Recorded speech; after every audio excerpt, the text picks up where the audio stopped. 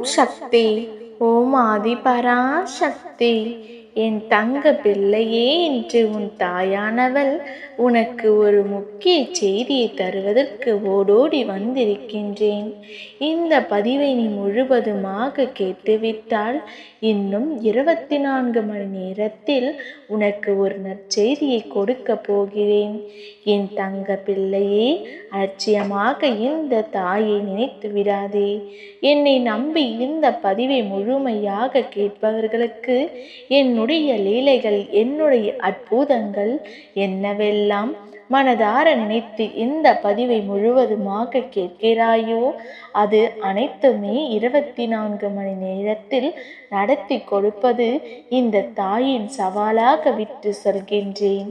ஆனால் சிறு நேரம் கூட உன் மனதில் இருக்கும் எண்ணம் எப்படி இருக்க வேண்டும் தெரியுமா? என் தாயானவள் நிச்சயம் இந்த பதிவினை கேட்கும் பொழுது எனக்கு ஒரு அற்புதம் நிகழும், அதிசயத்தை என் தாய் நிகழ்த்துவாள் என்ற நம்பிக்கையோடு நான் கேட்கக்கூடிய அனைத்து விஷயங்களும் என் தாய் நிறைவேற்றி தருவார்கள் என்று நம்பிக்கையோடு இந்த பதிவினை கேட்க வேண்டும். அப்படி கேட்டால்தான் நீ நினைப்பதை நிச்சயம் நிறைவேற்றி கொடுப்பேன். நம் வாழ்க்கையில் எண்ணம் போல் வாழ்க்கை என்பது இதற்கு உதாரணம். என்ன நினைத்து இந்த பதிவினை கேட்கிறாயோ அது நிச்சயமாக நடக்கும். இது உன் தாயின் சத்திய வாக்கு.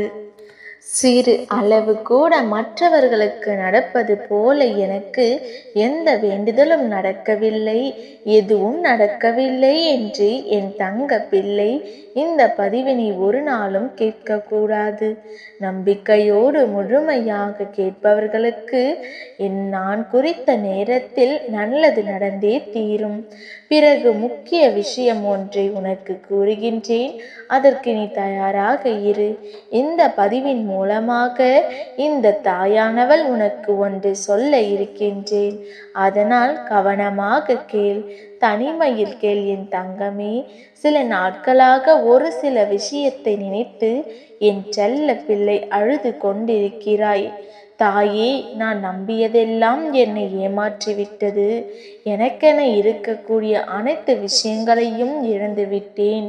ஒவ்வொரு தருணமும் என் மனதை உடைக்கும் அளவிற்கு மனிதர்கள் சில விஷயத்தை செய்து கொண்டிருக்கிறார்கள்.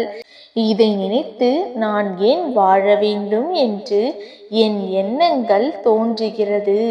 தாயே, ஏன் என் வாழ்க்கையில் இப்படிப்பட்ட பிரச்சனை, இப்பேற்பட்ட ஏமாற்றம், இப்பேற்பட்ட சூழ்நிலையில் நான் ஏன் வாழ வேண்டும் தாயே என்று என் தங்க பிள்ளை அழுது கொண்டிருக்கிறது.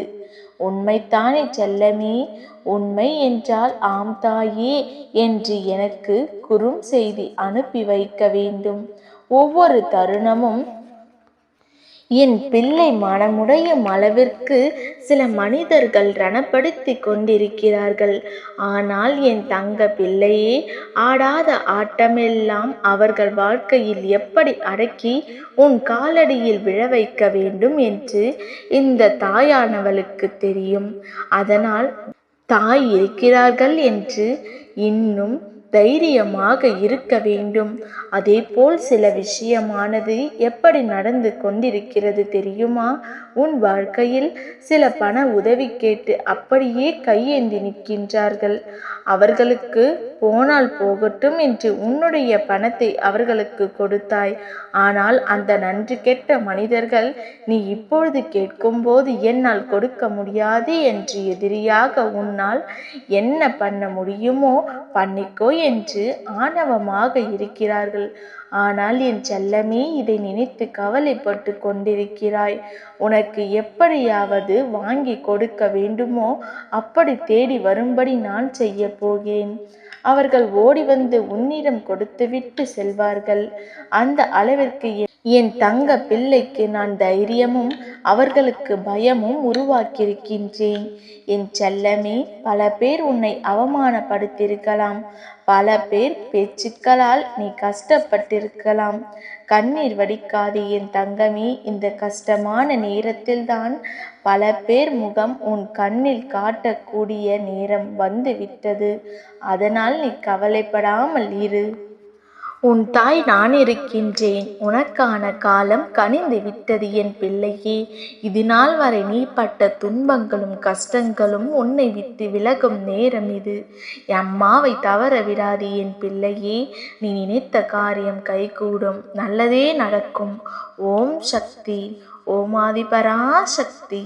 ஓம் சக்தி. ஓம் ஆதிபராசக்தி.